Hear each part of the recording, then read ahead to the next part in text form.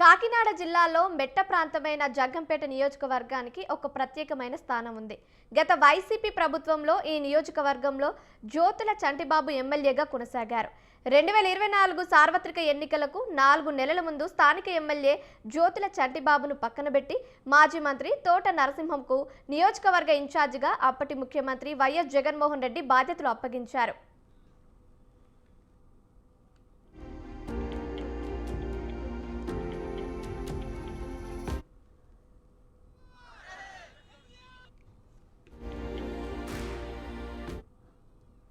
రెండు 2024 సార్వత్రిక ఎన్నికలలో వైసీపీ ప్రభుత్వం కూలిపోయి కూటమి ప్రభుత్వం అధికారంలోకి వచ్చింది. 2024 సార్వత్రిక ఎన్నికలలో జగ్గంపేట ఎమ్మెల్యేగా జ్యోతుల నెహ్రూ సుమారు 52,000 ఓట్ల మెజార్టీతో విజయం సాధించారు. అప్పటి ఎన్నికలలో పాటం శెట్టి సూర్యచంద్ర అనే వ్యక్తి జనసేన పార్టీ నుండి టికెట్ వస్తుందని ఆశించి భంగపడ్డాడు. ఇండిపెండెంట్ అభ్యర్థిగా పోటీ చేసి సుమారు 13,000 ఓట్లు దక్కించుకున్నారు. అప్పటి నుంచి ఈ సూర్యచంద్ర ఒక సామాజిక ఉద్యమకారుడిగా నియోజకవర్గంలో ప్రతి సమస్యపై గలమెత్తుతూ తన నిరసనను ప్రభుత్వానికి తెలియజేస్తున్నారు.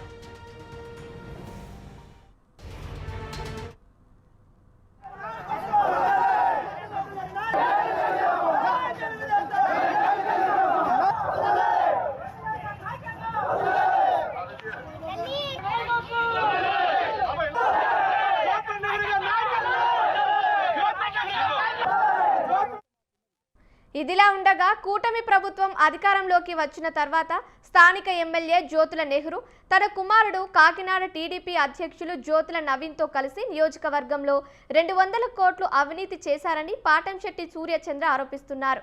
నేను అన్ని ఆధారాలతో ఈ ఆరోపణలు చేశానని, అవినీతి చేయకపోతే బహిరంగ చర్చకు రావాలని నెహ్రూకు సవాల్ విసిరారు సూర్యచంద్ర చేసిన సవాల్కు స్థానిక ఎమ్మెల్యే జ్యోతుల నెహ్రూ అనుచరులే బదులిచ్చారు. ఎమ్మెల్యే కానీ తనయుడు నవీన్ కానీ స్పందించలేదు.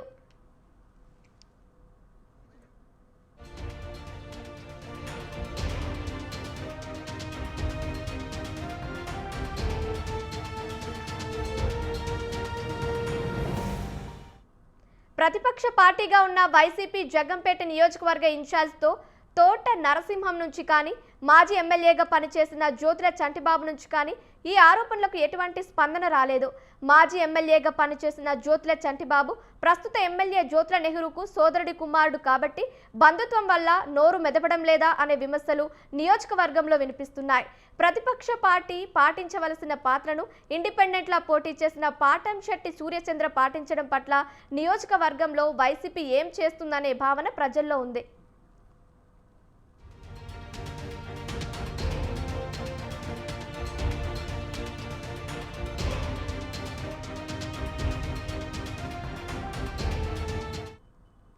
నియోజకవర్గంలో వైసీపీ 2 వర్గాలుగా ఉండటం వలన వైసీపీ కార్యకర్తలు ఎటు పాలుపోని స్థితిలో ఉన్నారనే భావన నియోజకవర్గంలో ఉంది.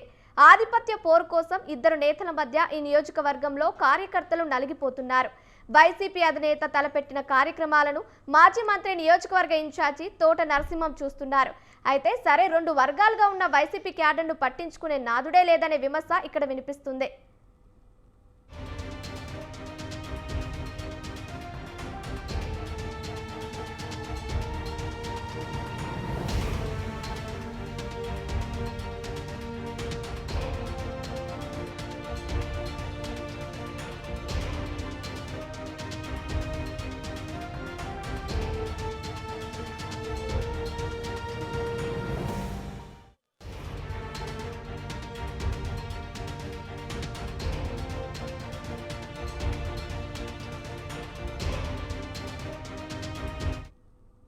జ్యోతుల నెహ్రూను విమర్శించడం అంటే ఒక సాహసంతో కూడుకున్న పని. అటువంటిది ఒక సామాజిక ఉద్యమకారుడిగా ఇండిపెండెంట్ అభ్యర్థిగా పోటీ చేసిన పాటంశెట్టి సూర్యచంద్ర విమర్శిస్తున్నారు అంటే ఆధారాలు లేకుండా విమర్శిస్తున్నారా? నియోజకవర్గంలో స్థానిక ఎమ్మెల్యే అవినీతికి పాల్పడ్డారా అన్న సందేహం ప్రజలలో వ్యక్తమవుతుంది. నియోజకవర్గంలో ప్రతిపక్ష పాత్ర పాటంశెట్టి సూర్యచంద్ర పోషిస్తున్నారన్న అభిప్రాయం ప్రజలలో వ్యక్తమవుతుంది. సూర్యచంద్ర స్థానిక ఎమ్మెల్యే జ్యోతుల నెహ్రూకు పంటి కింద రాయిలా తయారయ్యాడని నియోజకవర్గంలో చర్చ జరుగుతుంది.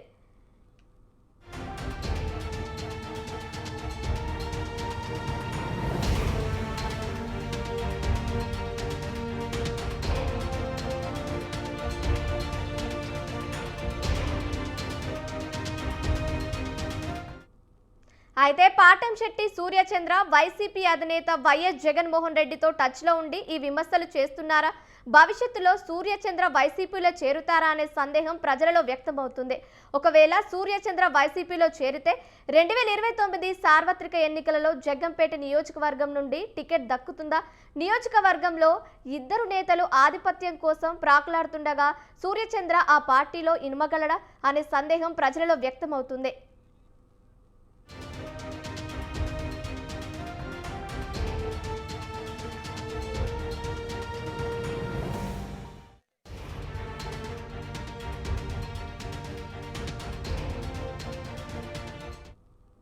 ఒకవేళ వైసీపీలో సూర్యచంద్ర టికెట్ ఆశించి ఆ పార్టీలో చేరిన టికెట్ రాకపోతే మళ్ళీ ఇండిపెండెంట్ గానే బరిలో ఉంటారా? ఏది ఏమైనా నియోజకవర్గంలో అవినీతి జరిగిందని సూర్యచంద్ర విమర్శించడం, ప్రతిపక్షం నోరు మెదకపోవడం ప్రజలలో చర్చకు దారితీస్తుంది. స్థానిక ఎమ్మెల్యే మాత్రం కూటమి ప్రభుత్వం చేసే అభివృద్ధి, సంక్షేమాలు ప్రజల్లోకి బలంగా తీసుకువెళ్తూ నియోజకవర్గ ప్రజలతో మమేకమవుతూ ముందుకు కొనసాగుతున్నారు. భవిష్యత్తులో జగ్గంపేట రాజకీయం ఎటువైపు దారితీస్తుందో చూడాలి మరి.